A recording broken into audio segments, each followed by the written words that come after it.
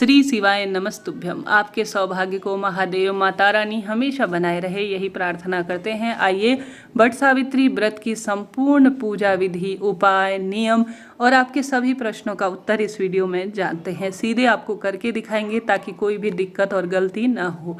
सबसे पहले बटकेश्वर महादेव की जय कहते हुए अपने दिन की शुरुआत करें, क्योंकि इस दिन अमावस्या भी है और बट वृक्ष की बहुत अधिक महत्वता है। एक पूजा की थाली तैयार कर लीजिए, लाल पीले रंग के वस्त्रों का चुनाव कर लीजिए अच्छी तरह से, और उसमें आप सभी पूजा सामग्री, अब धीरे धीरे आपको मैं विदित कराऊंगी, अन्य वीडियोस लाऊंगी।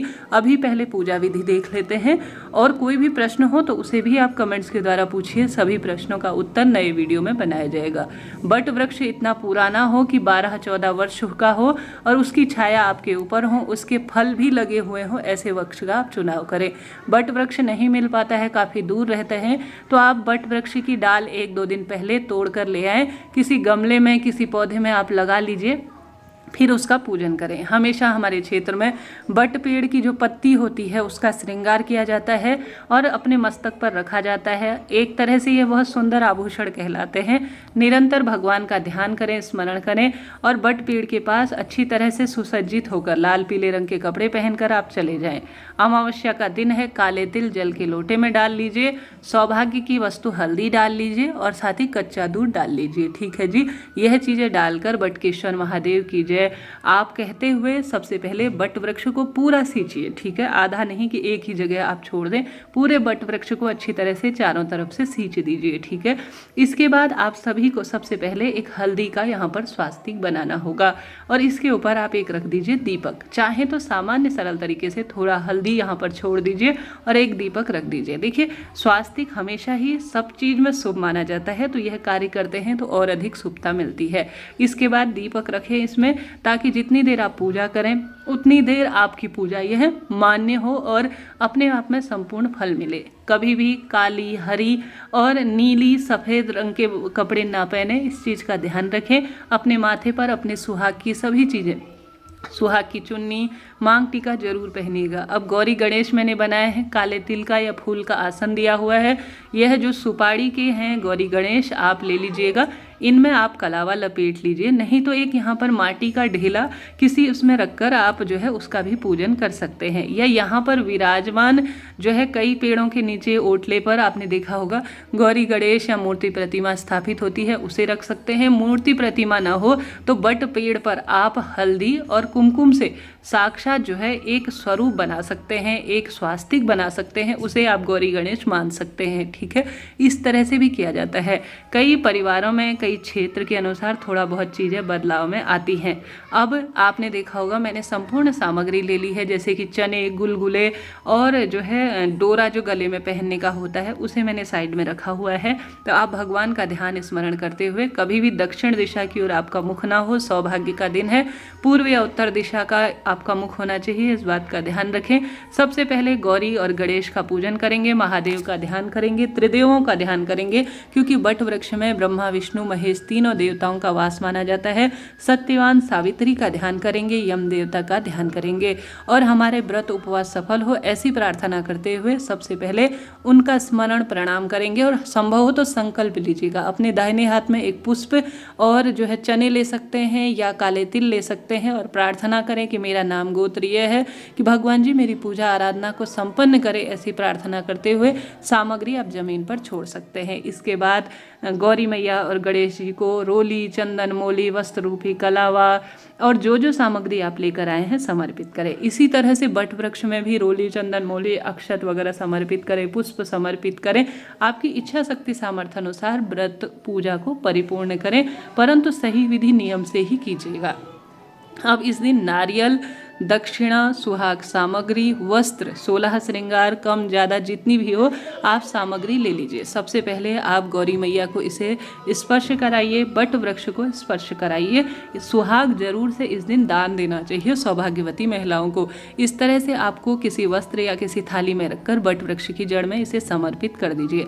साथ ही यहाँ पर हल्दी लगा हुआ, अर्थात एक पंखा लीजिए, 2 पंखे लिए जाते हैं, उसमें एक पंखा जो है बट वृक्ष की जड़ में कोई पंडित जी हैं या कहीं भी पंडित जी हैं तो उन्हें दान में दे दिया जाता है। दूसरा एक पंखा स्वयं काम में लिया जाता है। तो पंखे में हल्दी जरूर लगा दीजिएगा, ठीक है।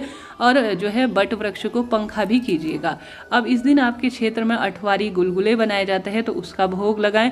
भीगे हुए चने की महत्वता है तो उसका भोग लगाएं। साथ ही इस दिन जनेऊ गणेश जी महाराज को और बट वृक्ष को समर्पित कीजिएगा।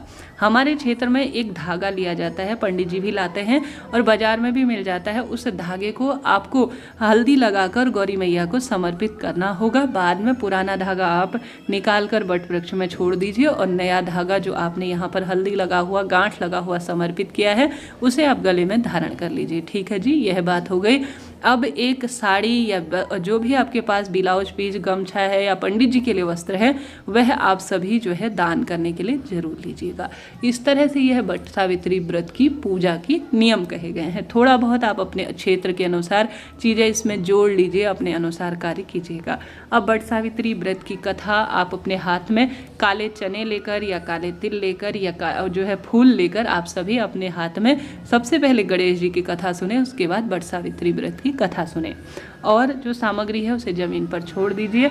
और साथ ही इस दिन आप महादेव की पूजा जरूर कीजिएगा क्योंकि सोमवार का दिन है। मौसमी फल का भोग लगा दीजिए। और अब हम सभी एक कच्चा सूत लेंगे और परिक्रमा करना शुरू करेंगे, ठीक है। कच्चा सूत वहीं पर किसी डाल में बांध लीजिए, गांठ लगा लीजिए सबसे पहले और 108 परिक्रमा ओम नमो भगवते वासुदेवाय श्री शिवाय नमस्तुभ्यम महामंत्र का। यह गलती कभी ना करें कि बातें करते रहे हैं और अब पूजा हो रही है, ऐसा नहीं। कई महिलाएं देखा देखी करती है, बहुत सुंदर तरीके से, बहुत सौभाग्य का दिन है। यह साल का सबसे बड़ा व्रत माना जाता है। तो इस तरह से आप परिक्रमा कर लीजिए। किसी कारण से 108 परिक्रमा न कर पाए तो 7 परिक्रमा भी आप कर सकते हैं। इस तरह से 108 परिक्रमा आप कर लीजिए, ठीक है जी। इस तरह से यह कार्य किया जाता है। इसके बाद लिया जाता है सुहाग, ठीक है जी। सुहाग लिया जाता है। कोई भी प्रश्न हो आप कमेंट्स में पूछ सकते हैं, आपका अपना चैनल है। अब आपने यह कार्य कर लिया। अब आपके यहाँ लाल या पीला रंग का सिंदूर है तो उसे माता गौरी को समर्पित करें और बट वृक्ष को भी समर्पित करने का कष्ट करें। और साथ ही आप सभी को सुहाग कैसे लिया जाता है ध्यान से सुने। आप सभी को जो सुहाग है वह पहले इस तरह से आप समर्पित करें गौरी मैया और बट वृक्ष को। फिर अपनी साड़ी का पल्लू लीजिए। हे गौरी मैया, हे बट वृक्ष, जिस तरह से आपने सावित्री के सौभाग्य की रक्षा की उसी तरह से मेरे सौभाग्य की रक्षा करें। इस तरह से प्रार्थना करते हुए 7 बार आप यहाँ पर इस तरह से अपने माथे पर सिंदूर लगा लीजिएगा, ठीक है जी। यह सिंदूर लेने की विधि होती है और बहुत सौभाग्य का यह दिन माना जाता है। अब आप सभी अपना आंचल छोड़ लीजिए अर्थात आगे कर लीजिए और बट देवता को प्रणाम कर अपने मन की बात कहें, कार्य सिद्धि की प्रार्थना करें और भूल चूक जो भी हो उसके लिए आप क्षमा प्रार्थी हो जाए। जैसा मैंने विदित कराया अपने क्षेत्र के अनुसार थोड़ा बहुत चीज़ें बदलती है, इसमें ऐड कर लीजिएगा। अब आप सभी अब यहाँ पर से जो सामग्री है, जो दक्षिणा है, इसमें एक समय का भोजन रखकर आप पंडित ब्राह्मण जी को जरूर दान दीजिएगा, तभी आपका व्रत सफल होगा। गुलगुले आप प्रसाद जो है व्रत खोलिएगा। और साथ ही यह जो चने हैं इन्हें गटक कर और बड़ पेड़ की थोड़ी सी जो है जो प्रसाद होता है, बड़ पेड़ का जो कोपल लगी होती है उसे गटक कर व्रत को खोला जाता है। अब यह सामग्री दान में आप सुहागिन महिला को, पंडिताइन को, थोड़ा बहुत अपनी देवरानी जेठानी को दीजिएगा। दक्षिणा आपकी इच्छा है, आप किसे दान देना चाहती हैं। और यह गौरी गणेश आप अपने घर भी ले जा सकते हैं जब दीपक ठंडा हो जाए, ठीक है जी। इस तरह से यह जानकारी थी। बट सावित्री व्रत आपके सौभाग्य को हमेशा बनाए रहे, ऐसी प्रार्थना करते हैं। नहाए खाए अर्थात एक दिन पहले आप रविवार को बाल धो लीजिए। 26 मई को बट सावित्री व्रत है, सोमवार को आप व्रत करें। कोई भी प्रश्न हो सोमवती अमावस्या से संबंधित, बट सावित्री व्रत से संबंधित, आप पूछ लीजिएगा। अब कई भक्तजन क्या करते हैं, 3 तरह से इस व्रत को किया जाता है। कई भक्तजन क्या करते हैं कि निर्जल इस पूजा को कर लेते हैं, उसके बाद अपने व्रत को खोल लेते हैं। कई भक्तजन शाम को मीठा खाकर व्रत खोलते हैं, कई भक्तजन दूसरे दिन इस व्रत को खोलते हैं। तो आप अपने क्षेत्र के अनुसार व्रत को खोलिएगा। नहाए खाए में कभी भी प्याज लहसुन तामसिक चीज़ें नहीं खाई जाती हैं। सात्विक रविवार के दिन भोजन करें। सोमवार को जब व्रत खोलेंगे या दूसरे दिन भी व्रत खोलेंगे तो पहले प्रसाद ग्रहण करें, उसके बाद शुद्ध सात्विक तरीके से आप सभी दान निकालने के बाद बाद बड़ों के चरण स्पर्श करने के बाद अपने पति को पंखा कर कर उनके चरण स्पर्श और मस्तक पर तिलक लगाने के बाद अपने व्रत को खोल सकते हैं। इस तरह से यह वट सावित्री व्रत की पूजा विधि है जो मैंने बताई। कुछ गलती हुई हो मुझसे, कहीं पर मैं चूकी हूँ तो आप मुझे भी बताएं, मेरा भी मार्गदर्शन करें। श्री शिवाय नमस्तुभ्यम। हर हर महादेव।